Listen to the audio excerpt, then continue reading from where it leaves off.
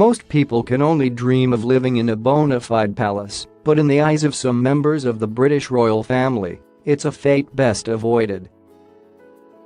Buckingham Palace dates back to the early 1700s and has been the monarch's primary residence since the reign of Queen Victoria.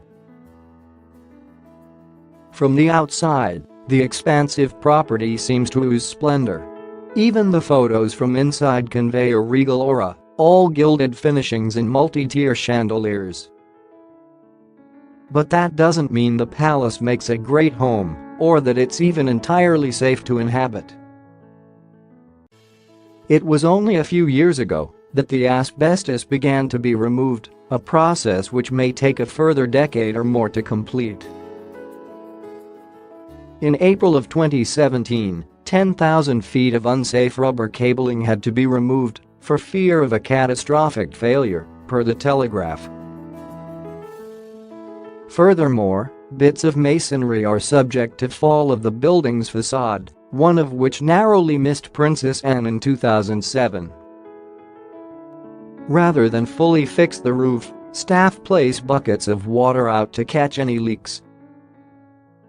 There was a rodent scare in 2001, which a palace spokesman tried to smooth over with this less-than-reassuring statement: "The ratio of mice to men is very low, and there's no question of the Queen having to flee to Windsor."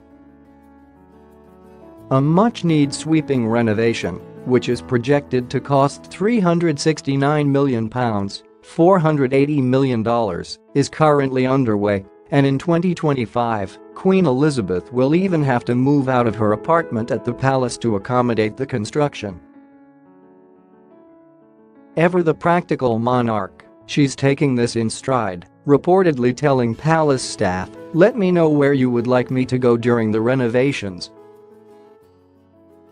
The future king, however, is not quite so prepared to sacrifice for Buckingham Palace.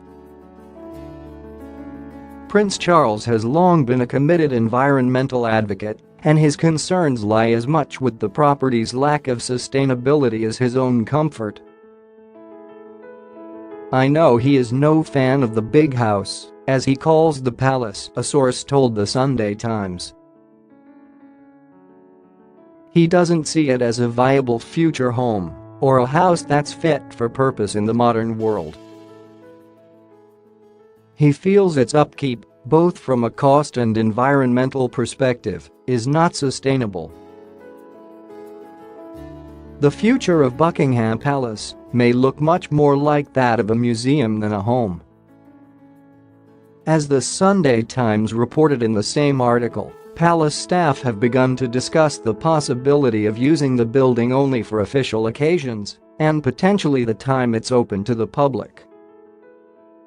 What's to say Buckingham Palace can't be open to the public for at least 6 months while keeping the staterooms pristine for use during big occasions? One source asked, while another added, "It makes perfect sense commercially to offset the costs of running such a big place by extending availability to the ticket-buying public."